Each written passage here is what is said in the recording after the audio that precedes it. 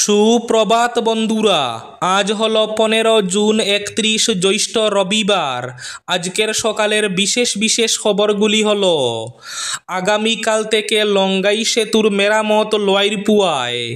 লোয়ারপুয়া সেতুর সংস্কার শুরু হচ্ছে আগামীকাল 16 জুন থেকে। 2 মাস বন্ধ থাকবে সড়ক, বিকল্প রাস্তার নির্দেশনা। বিস্তারিত থাকবে প্রতিবেদনে। অবশেষে বরাকে জমা পড়ল অরুণোদয় প্রকল্পের টাকা। স্বস্তি প্রাপকদের। যারা এখনো টাকা পাননি তাদের অপেক্ষা করতে হবে সোমবার পর্যন্ত। 5 বছরে দেশের 5 রাজ্যে খুন 785 জন স্বামী। রিপোর্ট এনসিআরবির। তালিকায় শীর্ষে উত্তরপ্রদেশ। পরমাণু যুদ্ধের দিকে এগোচ্ছে বিশ্ব।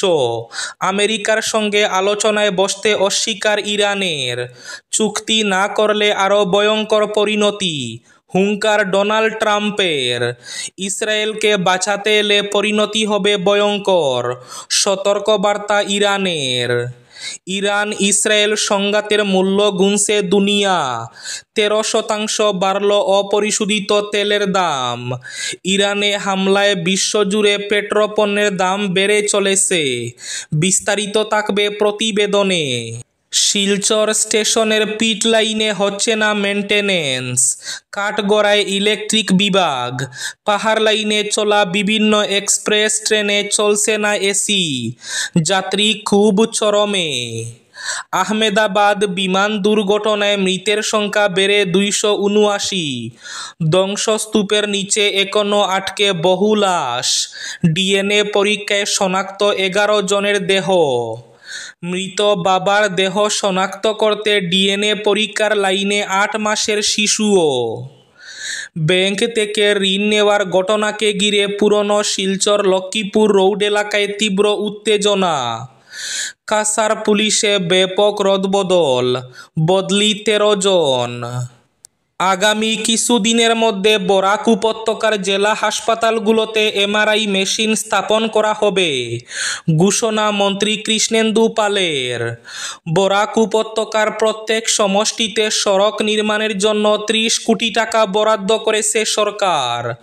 প্রধানমন্ত্রী গ্রাম সড়ক যোজনার অধীন করিমগঞ্জে 450 কিলোমিটার অধিক রাস্তা জিওটেক করা হয়েছে, ঘোষণা মন্ত্রী কৃষ্ণেন্দু পালের। উদারবন্দ ইছাসরায় জলে ডুবে মৃত্যু ঘটল ভিন রাজ্যের এক যুবকের। লক্ষ্মীপুরের ভুবনহিল দিদারকুশ গ্রান্টে পুরল দিনমজুরের গড়। এবং থাকবে আজকের বরাক উপত্যকার 3 জেলার আবহাওয়ার খবর। তাহলে বিস্তারিত খবরে যাওয়ার আগে অবশ্যই ভিডিওটিতে একটি লাইক করে চ্যানেলটি সাবস্ক্রাইব করে পাশের বেল আইকনটি বাজিয়ে রাখবেন এবং ফেসবুক পেজটি ফলো করে ভিডিওটি অবশ্যই শেয়ার করবেন যাতে সঠিক তথ্যগুলো সবার কাছে পৌঁছাতে পারে। এবার শুনুন আজকের খবরগুলির বিস্তারিত। প্রথম খবর, আগামীকাল থেকে লঙ্গাই সেতুর মেরামত লোয়ারপুয়ায়। লোয়ারপুয়ার সেতু সংস্কার শুরু হচ্ছে আগামীকাল, বিকল্প রাস্তার নির্দেশনা। শ্রীভূমি জেলাসহ বরাক উপত্যকার সঙ্গে যোগাযোগ রক্ষাকারী গুরুত্বপূর্ণ পাথারকান্দি বিধানসভা কেন্দ্রের অন্তর্গত লোয়ারপুয়া খানমুন সড়কের উপর অবস্থিত লোয়ারপুয়ার লঙ্গাই নদীর উপর থাকা গুরুত্বপূর্ণ পাকা সেতুটি আগামীকাল 16 জুন থেকে মেরামতের কাজের জন্য বন্ধ হয়ে যাচ্ছে। সংশ্লিষ্ট বিভাগের পক্ষ থেকে ইতিমধ্যে সকল প্রস্তুতি সম্পন্ন হয়েছে এবং দায়িত্বপ্রাপ্ত ঠিকাদার সংস্থা নির্ধারিত সময় অনুযায়ী সোমবার থেকে কাজ শুরু করবে। এই সেতুটি বন্ধ থাকায় লোয়ারপুয়া খানমুন সড়ক দিয়ে সব ধরনের গাড়ি চলাচল বন্ধ থাকবে। ফলে এই রুটের উপর নির্ভরশীল স্থানীয় জনগণ, বিশেষ করে বাজারিছড়া, শিবেরগুল, মাকুন্দা, খোটামনি এবং রাঙ্গামাটি এলাকার বাসিন্দাদের জন্য এটি একটি বড় বাধা হয়ে দাঁড়াবে। এই সেতুর মাধ্যমে দৈনন্দিন যাতায়াত করেন এলাকার বহু ছাত্রছাত্রী সহ সরকারি বেসরকারি প্রতিষ্ঠানের কর্মচারী, রোগী ও সাধারণ নাগরিকরা। তাই তাদের সুবিধার্থে বিভিন্ন প্রতিষ্ঠান ইতিমধ্যে বিকল্প পথের নির্দেশনা প্রদান করেছে। এতে গুরুত্বপূর্ণ ভূমিকা নিয়েছে বাজারিছড়া মাকুন্দা ক্রিস্টিয়ান লেপ্রসি এবং জেনারেল হাসপাতাল কর্তৃপক্ষ। লোয়ারপুয়া সেতু বন্ধ থাকায় সবচেয়ে বেশি প্রভাব পড়তে চলেছে Makunda Christian leprosy and general হসপিটালের উপরে। এই চিকিৎসা প্রতিষ্ঠানটি শুধুমাত্র বৃহত্তর পাতারকান্দি এলাকার জন্য নয়, বরং ত্রিপুরা, মিজোরাম এবং কাছাড়ের বিভিন্ন চা বাগান অধ্যুষিত এলাকার রোগীদের জন্য একটি গুরুত্বপূর্ণ চিকিৎসা কেন্দ্র। প্রতিদিন শত শত রোগী দূর দূরান্ত থেকে চিকিৎসার উদ্দেশ্যে এই হাসপাতালে আসেন। হাসপাতালের পক্ষ থেকে সাংবাদিক সম্মেলনের মাধ্যমে জানানো হয়েছে, সেতুর মেরামত কাজের জন্য প্রায় 2 মাস সময় লাগবে। তাই এই দীর্ঘ সময়ে যাতে কোনো রোগী সমস্যায় না পড়েন, সেজন্য আগেভাগে বিকল্প পথের নির্দেশনা আমরা সংবাদ মাধ্যমের জানিয়ে দিচ্ছি। বিকল্প রুটের বিস্তারিত বিবরণ: ত্রিপুরা থেকে আগত রোগীদের জন্য বিকল্প পথ ত্রিপুরা থেকে মাকুন্দা হাসপাতালে পৌঁছাতে হলে রোগীদের ধর্মনগর লোয়ারপুয়া সড়ক পথ ধরে এসে 20 নম্বর এলাকায় কাটাগড়স্থ অসম ত্রিপুরা জাতীয় সড়ক থেকে ডান দিকে করিখাই, যোগীছড়া, সবরি হয়ে লঙ্গাই নদীর ব্রিজ পার হয়ে ইচাবিল, তারপর বাজারিছড়া হয়ে মাকুন্দা পৌঁছাতে হবে। পাতারকান্দি ও শ্রীভূমি অভিমুখ থেকে আগতদের জন্য বিকল্প রুট এলাকাবাসীরা লোয়ারপুয়া গ্যাস এজেন্সির সামনে দিয়ে ডেঙ্গুরাছড়া, শশীনগর হয়ে বাজারিছড়া রোড ধরে মাকুন্দা যেতে পারবেন। বরাকে জমা পড়ল অরুণোদয় প্রকল্পের টাকা, স্বস্তি প্রাপকদের। সব জল্পনার অবসান ঘটিয়ে শুক্রবার বিকেলে প্রতিজন অনুদান প্রাপকদের খাতায় জমা পড়ছে অরুণোদয় সহ বিভিন্ন খাতের সরকারি টাকা। খবরটি চাউর হতেই স্বস্তির নিঃশ্বাস ফেললেন সুবিধা প্রাপকরা। উল্লেখ্য, সরকার প্রতি মাসের 10 তারিখে হিতাধিকারীদের ব্যাংক অ্যাকাউন্টে জমা করে আসছিল বছর দিন থেকে, কিন্তু হঠাৎই জুন মাসের অনুদান রাশি 10 তারিখ পর্যন্ত সিংহভাগ প্রাপকের অ্যাকাউন্টে জমা না পড়াতে উদ্বিগ্ন হয়ে পড়েছিলেন হিতাধিকারীরা। পরবর্তীতে সরকারি তরফে আশ্বাস প্রদান করা হয়েছিল, খুব শীঘ্রই সকল প্রাপকের খাতায় জমা হবে অনুদান রাশি। এরপরই প্রাপকদের অ্যাকাউন্টে জমা হয়। তবে মাসের দ্বিতীয় শনিবার থাকায় ব্যাংক বন্ধ থাকায় অনেক প্রাপকরা অনুদান রাশি হাতে পেতে অপেক্ষা করতে হবে সোমবার পর্যন্ত। মূলত সরকার প্রদত্ত অনুদান রাশি মহিলাদের হাতে আসলেই কিছুটা চাঙ্গা হয়ে ওঠে গ্রামীণ বাজার, বৃদ্ধি পায় ক্রয় বিক্রয়। 5 বছরে দেশের 5 রাজ্যে খুন 785 জন স্বামী। রিপোর্ট এনসিআরবির। তালিকায় শীর্ষে উত্তরপ্রদেশ। দেশে একের পর এক স্বামী খুনের ঘটনায় চাঞ্চল্য দেখা দিয়েছে। এসব খুনের পেছনে মূলত বিবাহ বহির্ভূত সম্পর্কই আসলে দায়ী। সম্প্রতি 2022 সালের ন্যাশনাল ক্রাইম রেকর্ড ব্যুরোর একটি প্রতিবেদন প্রকাশিত হয়েছে। সেই রিপোর্ট অনুসারে 5 বছরে দেশের 5 রাজ্যে খুন হয়েছেন মোট 785 স্বামী। এনসিআরবির রিপোর্ট অনুসারে ভারতে খুনের তৃতীয় বৃহত্তম কারণ হল সম্পর্ক। অবৈধ সম্পর্কের জন্য এই খুন হচ্ছে। একটি গবেষণায় দেখা গিয়েছে যে ভারতে প্রতি বছর প্রায় 275 জন স্বামী খুন হন স্ত্রীদের হাতে। ব্রিটিশ মেডিকেল জার্নাল দ্য ল্যান্সেটে প্রকাশিত একটি রিপোর্টে বলা হয়েছে যে ভারতে যত মহিলার বিরুদ্ধে খুনের অভিযোগ উঠে তাদের মধ্যে বেশিরভাগের শিকার স্বামীরা। তথ্য অনুসারে মধ্যপ্রদেশ, উত্তরপ্রদেশ, বিহার, রাজস্থান এবং মহারাষ্ট্রে স্বামী খুনের ঘটনা অন্য রাজ্য থেকে অনেক বেশি। ব্যাংক থেকে ঋণ নেওয়ার ঘটনাকে ঘিরে পুরনো লক্ষ্মীপুর রোড এলাকায় উত্তেজনা। পাঞ্জাব ন্যাশনাল ব্যাংক থেকে ঋণ নেওয়ার ঘটনাকে ঘিরে পুরনো লক্ষ্মীপুর রোডের জনাব আলী চৌধুরী লেন এলাকায় উত্তেজনা ছড়িয়ে পড়ে। ব্যাংক, জেলা প্রশাসন ও ঋণ নেওয়া পরিবারের মধ্যে অভিযোগ পাল্টা অভিযোগে এলাকা উত্তপ্ত হয়ে ওঠে। শনিবার দুপুরে ম্যাজিস্ট্রেট ও এএসপির নেতৃত্বে বিশাল পুলিশ ও সিআরপিএফ বাহিনী ব্যাংকে মর্টগেজ দেওয়া একটি দোকান কাম বসতবাড়ি মুক্ত করেন। কিন্তু এর তীব্র প্রতিবাদ জানান ঋণ নেওয়া পরিবারের পক্ষে রশিদ আহমেদ চৌধুরী। তিনি জানান বিষয়টি আদালতে বিচারাধীন রয়েছে। এছাড়া ঠিকানা রাঙ্গিরহাড়ি দেখিয়ে প্রশাসন জোর জবরদস্তি দখল করতে চাইছেন। 2017 সালে জমি মর্টগেজ রেখে পাঞ্জাব ন্যাশনাল সেন্ট্রাল রোড শাখা থেকে নাজিরা বেগম চৌধুরী ও রাবিয়া বেগম চৌধুরী 60 লক্ষ টাকা ঋণ নিয়েছিলেন। এর মধ্যে তারা 30 লক্ষ টাকা পেয়েছেন। বাকি টাকা ব্যাংকের ম্যানেজার আত্মসাৎ করেছেন বলে অভিযোগ।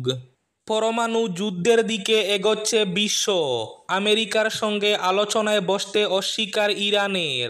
চুক্তি না করলে আরও ভয়ঙ্কর পরিণতি, হুঙ্কার ডোনাল্ড ট্রাম্পের। ইসরায়েলকে বাঁচাতে এলে পরিণতি হবে ভয়ঙ্কর, সতর্কবার্তা ইরানের। চূড়ান্ত উত্তেজনার আবহে মার্কিন যুক্তরাষ্ট্রের সঙ্গে পরমাণু সংক্রান্ত আলোচনায় বসতে স্পষ্ট অস্বীকৃতি জানালো ইরান। শুক্রবার ভোরে ইসরায়েল ইরানের একাধিক পারমাণবিক স্থাপনায় আঘাত হানার পর পাল্টা জবাবে ইরানও একের পর এক মিসাইল ছুড়ে। এই উত্তপ্ত পরিস্থিতিতে আমেরিকার সঙ্গে আলোচনার পরিবেশ নেই বলে সাফ জানিয়ে দিল তেহরান। ইরানের দাবি, এই মুহূর্তে আমেরিকার সঙ্গে আলোচনায় বসার কোনো যৌক্তিকতা নেই। দেশটির অভিযোগ, আমেরিকা একদিকে শান্তিপূর্ণ আলোচনার কথা বলছে, অন্যদিকে ইসরায়েলকে সামরিকভাবে পূর্ণ সমর্থন জানিয়ে আক্রমণে মদদ দিচ্ছে। পাশাপাশি ইরান জানিয়েছে, ইসরায়েলকে হামলা থেকে রক্ষা করতে এলে তার পরিণতি হবে ভয়ঙ্কর। যে দেশ ইসরায়েলের পাশে দাঁড়াবে তাদের সামরিক ঘাঁটি ইরানের হামলার পরবর্তী লক্ষ্য হবে, হুমকি ইরানের। এদিকে ইরান ইসরায়েল সংঘাতের মূল্য গুনছে দুনিয়া, 13% বাড়ল অপরিশোধিত তেলের দাম। জানা গেছে, ইরান ও ইসরায়েলের পাল্টাপাল্টি হামলা চলতে থাকায় কখনো ঘাত কখনো প্রত্যাঘাত চলছে। তবে এর জেরে প্রমাদ গুনছে ভারতসহ বিশ্বের অন্যান্য বহু দেশ। বিশ্বের বাজারে অপরিশোধিত তেলের দাম প্রথমে এক লাফে 7% বেড়ে যায়, তারপর আরও বাড়ে এবং 10%-এর বেশি লাফ দেয় এই দাম। এবার যুদ্ধের জেরে বাড়ল প্রায় 13% অপরিশোধিত তেলের দাম। ইরানে হামলার জেরে বিশ্বজুড়ে পেট্রোপণ্যের দাম বেড়ে চলেছে। উদারবন্দ ইছাছড়ায় জলে ডুবে মৃত্যু ভিন রাজ্যের যুবকের। পিকনিকে এসে জলে ডুবে মৃত্যু হলো রাজস্থানের এক যুবকের। হতভাগ্য যুবক রাজস্থানের ভরতপুর জেলার বেইলারার বাসিন্দা কানহাইয়া সিংয়ের ছেলে সৌরভ সিং, বয়স 22 বছর। ঘটনাটি সংঘটিত হয় শনিবার বেলা 2টা নাগাদ উদারবন্দ থানার অন্তর্গত কুম্ভীরগ্রাম পুলিশ পেট্রোল পোস্টের অধীনে ইছাছড়া চা বাগানের নদীতে। জানা যায়, এদিন দুপুর 12টায় পিকনিকের জন্য বন্ধুদের সঙ্গে সৌরভ ইছাছড়া চা বাগানে যায়। সেখানে নদীতে স্নান করতে গিয়ে হঠাৎ তলিয়ে যায় সে। পরে তার বন্ধুরা হাল্লা চিৎকার শুরু করলে স্থানীয়রা ঘটনাস্থলে ছুটে আসেন। আহমেদাবাদ বিমান দুর্ঘটনায় মৃতের সংখ্যা বেড়ে 279। ধ্বংসস্তূপের নিচে এখনও আটকে বহু লাশ। ডিএনএ পরীক্ষায় শনাক্ত 11 জনের দেহ। আহমেদাবাদের আকাশ থেকে মৃত্যু নেমে আসার দুদিন পরেও নিস্তব্ধতা ভাঙছে না। চারিদিকে ছড়িয়ে আছে বিমানের ধ্বংসাবশেষ, পুরা দেহাংশ আর কান্নার সুর। ভয়াবহ এয়ার ইন্ডিয়া বিমান দুর্ঘটনায় মৃতের সংখ্যা বেড়ে দাঁড়ালো 279। এখনও ধ্বংসস্তূপের নিচে আছে বহু লাশ। এদিকে মৃত বাবার দেহ শনাক্ত করতে ডিএনএ পরীক্ষার লাইনে 8 মাসের শিশুও। আহমেদাবাদে ভয়াবহ বিমান দুর্ঘটনার পর মৃতদেহগুলি এমনভাবে ছিন্ন ভিন্ন এবং দগ্ধ হয়েছে যে চেহারা দেখে তা শনাক্ত করা সম্ভব নয়। তাই প্রশাসনের একমাত্র ভরসা এখন ডিএনএ পরীক্ষা। বিজে মেডিকেল কলেজের সামনে তৈরি হয়েছে ডিএনএ নমুনা জমা দেওয়ার লম্বা লাইন। প্রিয়জনের দেহ অন্তত শেষবারের মতো ছুঁয়ে দেখার আশায় সেই লাইনে দাঁড়িয়ে শোকাহত পরিবারগুলি। তাদের মধ্যে ছিল এক 8 মাসের শিশুও। এই শিশুটির নাম ইব্রাহিম। ব্রিটেন প্রবাসী মোহাম্মদ আদনান এই দুর্ঘটনায় প্রাণ হারিয়েছেন। তার স্ত্রী মান্তাসা এবং পুত্র ইব্রাহিমের সঙ্গে তিনি ঈদ পালন করতে ভারতে এসেছিলেন। 21 জুনের ফ্লাইটে লন্ডনে ফেরার কথা ছিল 3 জনেরই, কিন্তু ছুটি বাতিল হওয়ায় আদনান একাই আগেভাগে ফেরার সিদ্ধান্ত নেন এবং টিকিট কাটেন 12 জুনের সেই অভিশপ্ত বিমানে। যাত্রার কয়েক মিনিটের মধ্যে বিধ্বস্ত হয় বিমানটি। শিলচর স্টেশনের পিট লাইনে হচ্ছে না মেনটেনেন্স। কাঠগড়ায় ইলেকট্রিক বিভাগ। পাহাড় লাইনে চলা বিভিন্ন এক্সপ্রেস ট্রেনে চলছে না এসি। যাত্রী খুব চরমে। বরাক উপত্যকার মধ্যে সবচেয়ে গুরুত্বপূর্ণ স্টেশন হচ্ছে শিলচর, কিন্তু এই স্টেশনে কর্তব্যরত কিছু রেল আধিকারিক ও কর্মীর গাফিলতির জন্য বদনাম হতে হচ্ছে গোটা এনএফ রেলকে। লামডিং ডিভিশনের অধীনে রয়েছে শিলচর স্টেশনটি। এখান থেকে দূরপাল্লার ট্রেনগুলো চলাচল করে, কিন্তু বিগত 15 দিন ধরে 15612 শিলচর রঙ্গিয়া, 15611 রঙ্গিয়া শিলচর, 15615 গৌহাটি শিলচর, 15616 শিলচর গৌহাটি এবং 15664 শিলচর আগরতলা এবং 15663 আগরতলা শিলচর এক্সপ্রেস ট্রেনে প্রায় দিনই এসি কাজ করছে না বলে অভিযোগ উঠছে। ইদানিং শিলচর, বদরপুর, গৌহাটি, আগরতলা ইত্যাদি শহর তীব্র গরমে পুড়ছে। এই অবস্থায় কারি কারি টাকা খরচ করে যাত্রীরা এসি কোচে উঠে এসির সুবিধাই পাচ্ছেন না। যাত্রীদের কাছ থেকে এমন অভিযোগ প্রতিদিন আসছে। আজকের বরাক উপত্যকার 3 জেলার আবহাওয়ার খবর। আজ বরাক উপত্যকার 3 জেলার আকাশ একটু মেঘলা থাকলেও গরম থাকার পূর্বাভাস। শিলচর কাছাড়ে আজ সর্বোচ্চ তাপমাত্রা থাকবে 35 ডিগ্রি সেলসিয়াস এবং সর্বনিম্ন তাপমাত্রা থাকবে 26 ডিগ্রি সেলসিয়াস।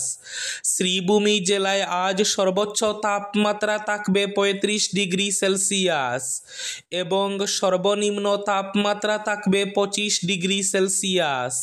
হাইলাকান্দি জেলায় আজ সর্বোচ্চ তাপমাত্রা থাকবে 35 ডিগ্রি সেলসিয়াস এবং সর্বনিম্ন তাপমাত্রা থাকবে 26 ডিগ্রি সেলসিয়াস। এবার শেষ খবরটি। কাছাড় পুলিশে ব্যাপক রদবদল, বদলি 13 জন। ব্যাপক রদবদল করা হলো কাছাড় পুলিশে। বদলি করা হয়েছে 13 জনকে।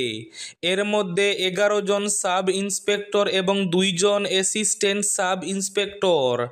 জেলার senior police superintendent Nomal Mahato এই রদবদল সম্পর্কিত নির্দেশ জারি করেছেন। বদলি হওয়া আধিকারিকদের মধ্যে রাঙ্গিরহাড়ি পুলিশ ফাঁড়ির ইনচার্জ অচ্যুত কৃষ্ণ ফুকনকে করা হয়েছে তারাপুর পুলিশ ফাঁড়ির ইনচার্জ। তারাপুর ফাঁড়ির ইনচার্জ রাজু দেব হয়েছেন লক্ষ্মীপুর থানার অ্যাটাচ অফিসার। লক্ষ্মীপুর থানা থেকে একইভাবে শিলচর সদর থানায় বদলি করা হয়েছে মনীষা দাসকে। Silchar national highway police petrol পোস্টের ইনচার্জ কপিল দেবনাথকে করা হয়েছে রংপুর পেট্রোল পোস্টের ইনচার্জ। শিলচর সদর থানা থেকে মজিবুল ইসলামকে বদলি করা হয়েছে জয়পুর থানায়। রংপুর পুলিশ পেট্রোল পোস্টের ইনচার্জ দীপঙ্কর দাসকে করা হয়েছে কুম্ভীরগ্রাম এসওপির ইনচার্জ। পুলিশ রিজার্ভ থেকে রাজু রঞ্জন দেকে বদলি করা হয়েছে রাঙ্গিরহাড়ি পুলিশ ফাঁড়ির ইনচার্জ হিসাবে। পুলিশ রিজার্ভে থাকা অন্য জন উত্তম নাথ বদলি হয়েছেন তারাপুর পুলিশ ফাঁড়িতে। এই ছিল আজকের সকালের বিশেষ বিশেষ খবরগুলি। ভিডিওটি অবশ্যই লাইক করে শেয়ার করে দেবেন।